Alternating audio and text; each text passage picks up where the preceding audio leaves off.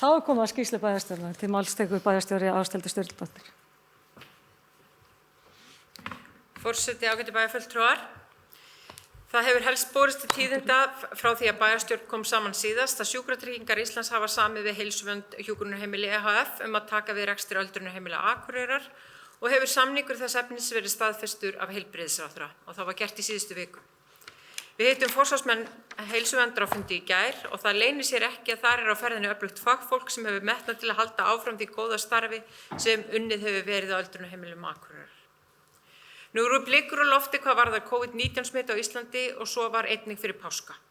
Við áttum, á því tímabili áttum við nokkra fundi með viðbragðsteymi almannavarna og ef framheldur sem horfir á þessum viðsjárverðu tímum þá er óhjákvæmilegt að slíkir fundir verði aftur á dagskrá næstu vikunar. Við vonum að til þess þurfi ekki að koma en erum að sjálfsögðu við öllu búin. Og þá að öðru. Mánudaginn 22. mars átti ég fund með starfsfólki forsætis, samgöngu og sveitarstjórnarráðuneytisins stöðu og framhald ýmissa verkefni í Grímsey og Hrísey, en tekin hefur verið ákvörðun að framlengja verkefnið Glæðum Grímsey í það minnsta 2 ári viðbót. Daginn eftir var eigendafundur Norðurorku og þann sama dag hélt ég kynningu á starfsemi sveitarfélagsins fyrir fólk af erlendum uppruna sem stundar íslenskunám í Símey.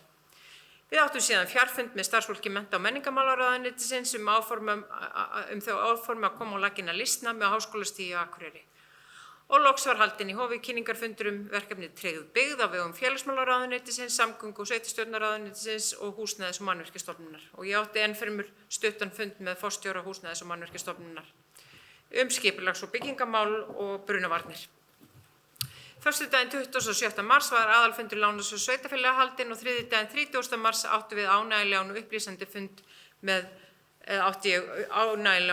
fund með Öldungaráði Akureyrarbæjar þar sem ég fór meðal annars yfir stöðuna sem þá var uppi varðandi öldrunarheimilin. Síðan tók við langþráð páskafrí en laugardaginn fyrir páska mætti ég niður á kaja til að taka á móti nýju glæsilegu skipi Samherja, Vilhelm Þorsteinssyni EA11 og færði áhöfninni blóm með hamingjuóskum frá bæjarstjórn í tilefni dagsins. Nú síðustu vikunar hefur dómnefnd tillögur að viðbyggingu og breytingum á ráðhúsi Akureyrarbæjar fundar reglulega. Eftir forval hafa 4 fyrirtæki verið valin til þess að skila en tillögum að breytingum fyrir 24. júní næstkomandi og dómnefnd mun kveða upp úrskurð sinn eigi síðar en 12. júlí.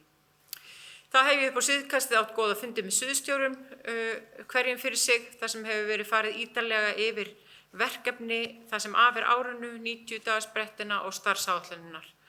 Og það verður svona sagna að segja að þetta svona heilt yfir að ganga vel og þetta heldur fólki vel við efnið. Nú seinnipartinn í gær var haldinn opinn fjarfundur á vegum Sambands íslenskra sveitarfélaga í samstarfi við félagsmálaráðuneyti og Vinnumálastofnun hið nýja átaksverkefni Hefjum störf sem ég vona sannarlega eftir að skila góðum árangri og geti nýst Akureyrarbæ vel í að minnka atvinnuleysi og koma fólki til verka.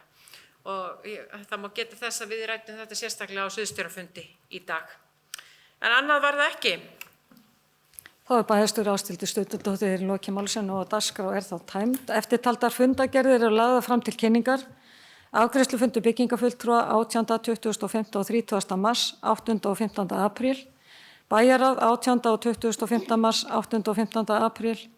Frístundaráð 17. mars og 14. apríl. Fræðsluráð 15. mars og 12. apríl, skipulagsráð 31. mars og 14. apríl, stjórn Akureyrarstofu 25. mars og 15. apríl, umhverfis- og mannvirkjaráð 12. og 27. mars og velferðarráð 17. mars og 7. apríl. Þessar fundagerðir má allar nálgast á heimasíðu bæjarins og ég segi þá fundi slitið klukkan 17:45. Takk fyrir góðan fund.